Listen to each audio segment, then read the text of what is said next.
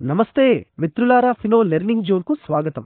ఈ వీడియో ద్వారా మీరు తెరిచిన కస్టమర్ ఫినో ఖాతా ఎందుకు సక్రియం కాలేదు లేదా దాన్ని ఎందుకు రివిజన్లో ఉంచారో మనకు తెలుస్తుంది. కాబట్టి ముందుకు సాగుదాం మరియు కస్టమర్ ఖాతా ఎందుకు రివిజన్కు లోబడి ఉంటుందో తెలుసుకుందాం.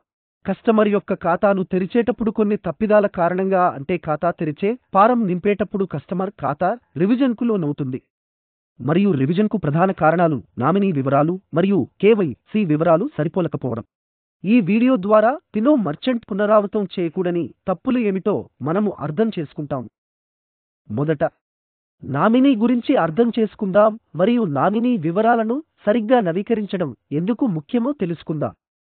నామినీ అంటే ఖాతాదారుడు నామినేట్ చేసిన వ్యక్తి, అనగా కస్టమర్ల మరణించిన సందర్భంలో.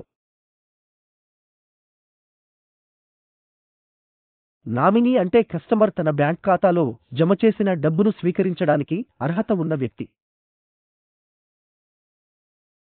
అందుకే నామినీ వివరాలను సరిగ్గా పూరించడం చాలా ముఖ్యం. ఇప్పుడు కస్టమర్ నామినీగా ఎవరిని నామినేట్ చేయవచ్చో మనము అర్థం చేసుకుంటాం. కస్టమర్ సింగిల్ అయితే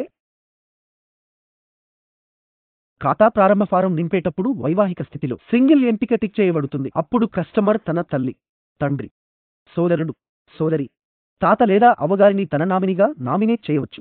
కస్టమర్ వివాహం చేసుకుని ఉంటే, అనగా ఖాతా తెరిచే ఫారంను నింపేటప్పుడు కస్టమర్ వైవాహిక స్థితిలో వివాహితులు అనే ఎంపికను ఎంచుకుంటే అప్పుడు కస్టమర్ తన తల్లి, తండ్రి, జీవిత భాగస్వామిని నామినేట్ చేయవచ్చు, అంటే భర్త లేదా భార్య, సోదరుడు, సోదరి, తాత, అవ్వ లేదా అతని బిడ్డ అతని నామినీగా.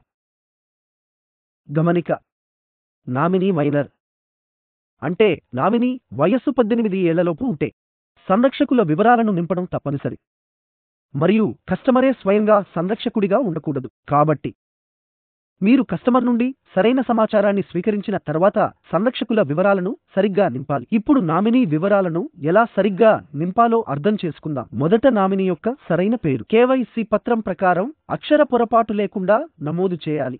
రెండవది, కేవైసీ పత్రం ప్రకారం నామినీ యొక్క చెల్లుబాటు అయ్యే జనన తేదీని నమోదు చేయాలి. మూడవది, కస్టమర్తో నామినీకి ఉన్న సంబంధం ఏమిటి, అనగా నామినీ కస్టమర్ యొక్క తల్లి,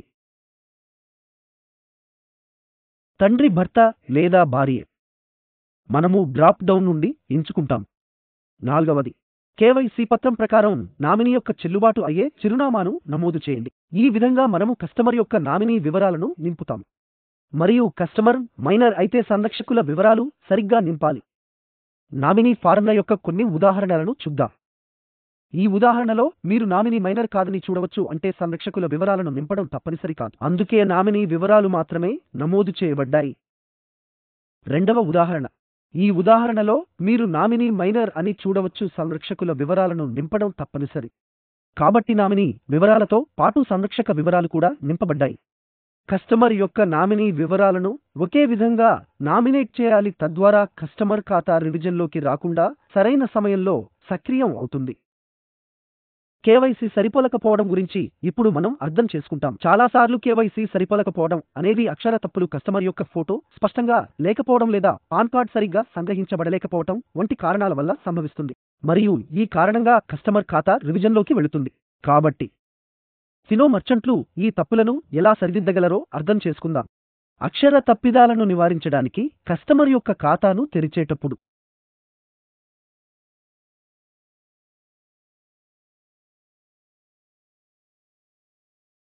కస్టమర్ యొక్క పాన్ కార్డ్ మరియు ఆధార్ కార్డు ప్రకారం కస్టమర్ పేరు, కస్టమర్ తండ్రి పేరు లేదా భర్త పేరు, పుట్టిన తేదీ మరియు చిరునామా వంటి వివరాలను మనము ఖాతా తెరిచే ఫారంలో నమోదు చేయాలి. కస్టమర్ యొక్క ఫోటో మరియు పాన్ కార్డును మనము ప్లేన్ బ్యాక్గ్రౌండ్లో తీసుకోవాలి, తద్వారా వారు స్పష్టంగా గ్రహించబడతారు. అప్పుడు కస్టమర్ ఖాతా రివిజన్లోకి రాకుండా ఉంటుంది మరియు సక్రియం అవుతుంది.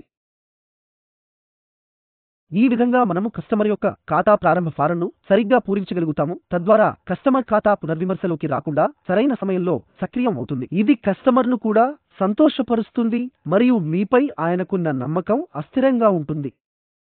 ధన్యవాదాలు.